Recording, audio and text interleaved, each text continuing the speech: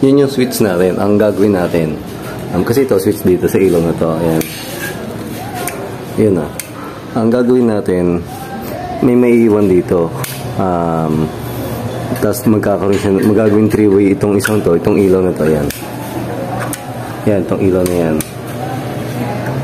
Kasi, kaya gagawin 3-way yan, magkakaroon dito ng division. Magkakaroon siya ng sliding door na aluminum dito. Ayan. Ngayon, mapapapasok yung ilaw kasi maging kwarto yan. Itong switch na to, imbis na ilipat natin, gagawin natin siyang 3-way. Kasi nga, paano kung galing sa loob yung magbubukas? Kailangan pa lumabas. Ngayon, kung nasa labas naman, yung switch natin, kailangan pa niyang pumasok para lang ma-open yung ano natin, yung ating ilaw. Yun.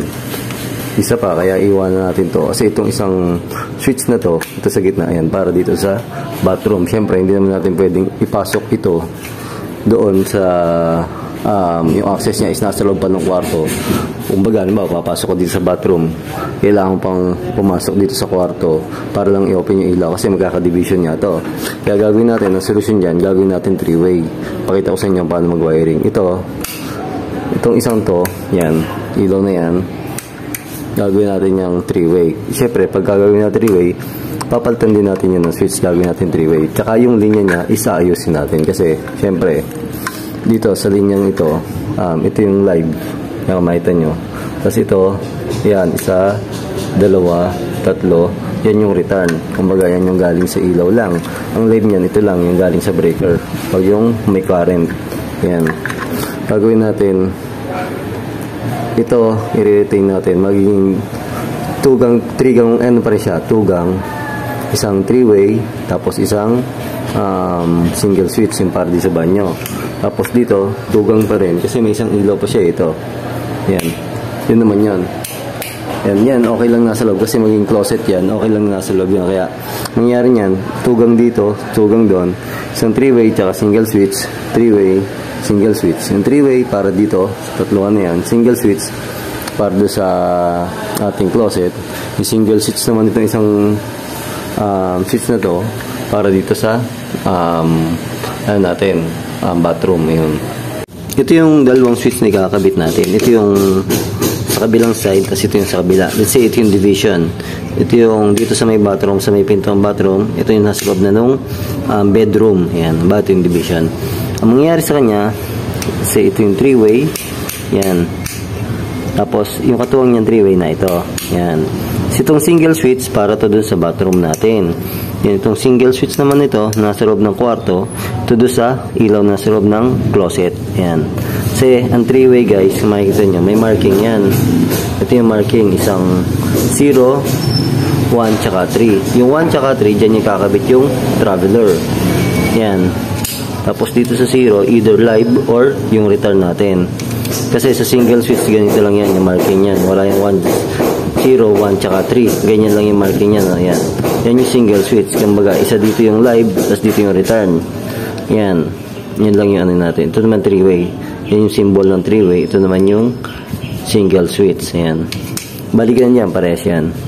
Ngayon, itong isang side na to, magkakaroon to ng jumper kasi yung ating live. Pero ito, yung nasa loob ng bedroom, hindi na yan magkakaroon ng jumper kasi ang papasok dito is yung return nung isang ilaw. Yung ilaw nga na ito. Ayan. Yung tatlong ilaw na yan. Yung return yung pupunta dito. Kaya di ba nabanggit ko sa inyo kanina, dun sa 3-way, dun sa 0, nung 3-way natin, either return or yung live ang ikakabit dyan. Kaya dito, ito may jumper ito. Itong isang 3-way na nasa labas ng bedroom natin. Pero ito, wala ito. Ang kukonect dito is yung return. Tapos yung dalawa dito, yung traveler na. Tapos dito, yung ano natin, live natin. Tapos dito is yung return natin. Kasi ito yung ilaw na naka-closet. Ayan. Kaya magiging wiring natin is 5. Papasok natin. Ayan. Ito na yung para sa single switch. Ito naman yung para kay 3-way switch. Ayan. Ito, meron na akong inabang dito na flexible loss. Ayan, dito. Stain switch natin. Ayan. Papasok lang natin to dito sa ating ano para yung wire natin. Tanggalin ko muna yung excess na flexible loss. Papasok natin ng wire. Nilagyan ko na ng tape siya para kung alam ko yung magkakasama. Itong tatlo na to, yung dalawang white, ayan. Yung dalawang white na yan is yung traveler. Tapos yung black, yan yung magiging connection natin doon sa return. Nung switch na yun, yung kukunin niya natin na, kasi yung kukunin natin doon sa ilaw nun, or sa switch na yun, is yung return lang. Yan, para doon sa 3-way natin. Tapos dito naman, ito yung, kaya dalawa ito yung sa single switch, isang live, tsaka yung return. Ayan. Yan, pasok muna natin ito dito. Yan, sa flexible loss, kahit mula tayong wire puller, basta tuwid at maganda yung pagkakaano niya, kakaabang, papasok at papasok yung wire natin. Ayun, no? Ayun na. Ito. Yan.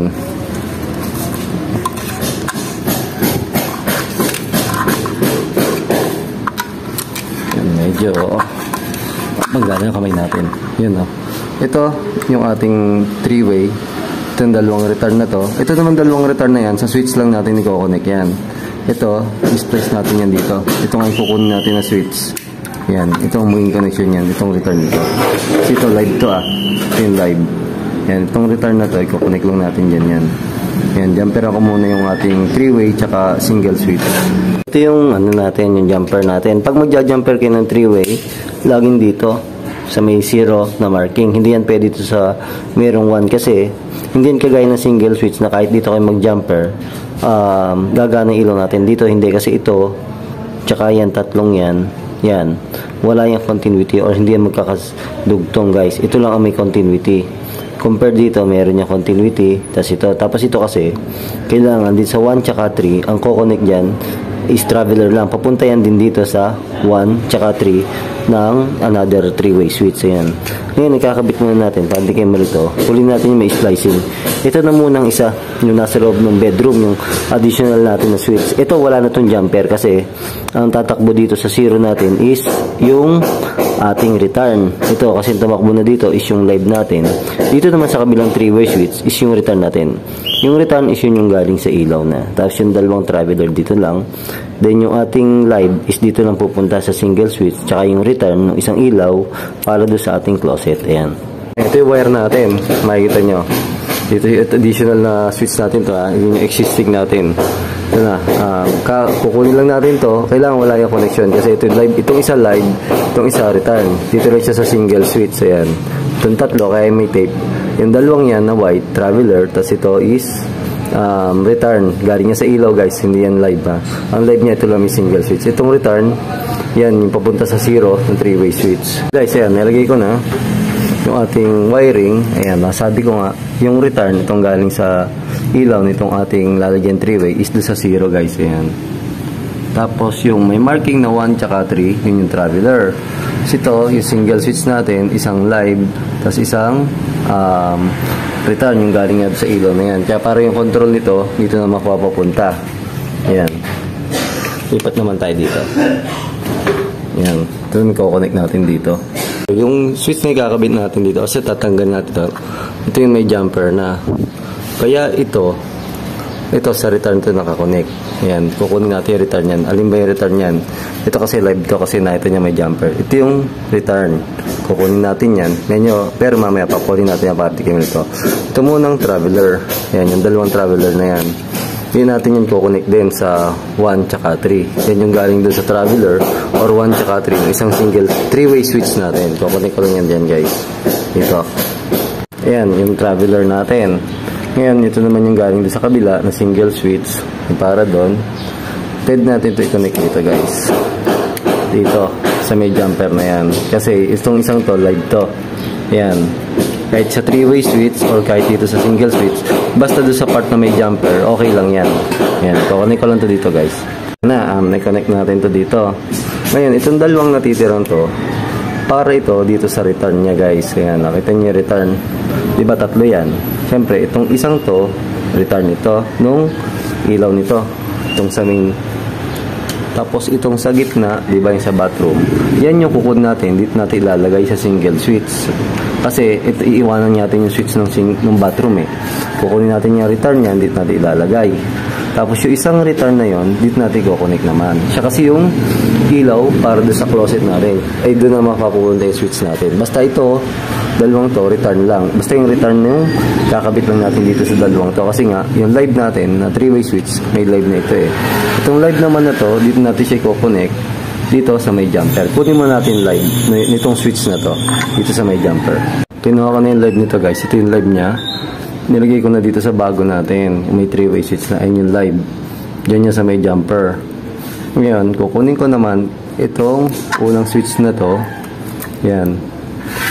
Yan yung return ng unang ilaw. Dito natin siya kukonek. Yan yung block na yan yung magiging return ng ating 3-way switch. Pag-i-splice ko lang yung dalawa guys. Di yan. Na-splice ko na. Yan. Yan, gagana na yan. Tanya. Open ko itong 3-way switch na to. Yun o.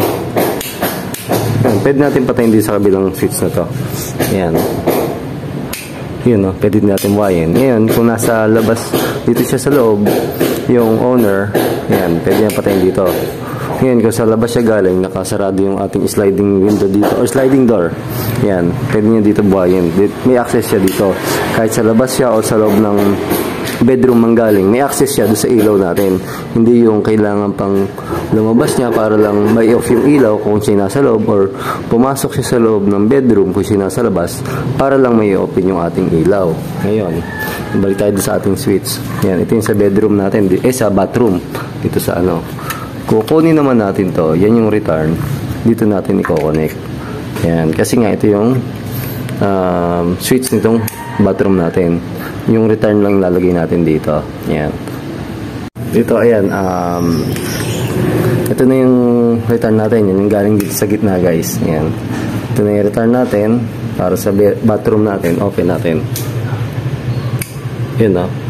Yan. Yan. Then, yung natitira natin. Yan. Para doon sa closet natin. I-return din yan. Gagawin natin, i-splice na lang natin yan dito. Para yung access naman sa closet is naandun. Yan, kumbaga, inilipat lang natin yung itong switch na to, inilipat lang natin doon. Nagdagdag lang tayo ng 3-way switch. Yan na yung bago nating switch yan. Ikabit ko na yung return natin. Yan.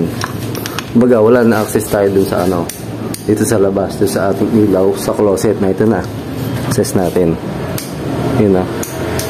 Yan, tapos yung 3-way switch, ayan. Kung nasa loob siya, i-off niya. Okay lang. Ngayon, kung nasa labas siya, pwede niya off dito. Yun. Yan. Nagdagdag lang tayong 3-way switch. Tapos, kasi ilipat lang natin basta yung ilaw. Paano kung dito siya galing sa labas? Kasi nga, nandito may bathroom dito. Let's say, sabihin natin, galing sa pupunta siya sa bathroom or galing sa labas. I-open natin yung ilaw. Kailangan pa bagang pumasok? Siyempre, dito ka na sa labas. Paano kung nakasarado yung sliding natin? Yung sliding door natin, yung access niya na dito pa. Ito, parang alam ko, fix ito eh. Di syempre, kailangan pong umikot. Ayan. So, try ulit natin. Ito yung 3-way switch. Dahil nasa labas tayo, open natin.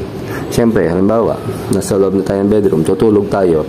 Kailangan pa ba natin lumabas para lang i-off yung ilaw? Ngayon, nandito tayo sa loob ng bedroom, access lang natin sa 3-way switch. Yan. Yan guys, sana nagkaroon kayo ng idea sa video natin to.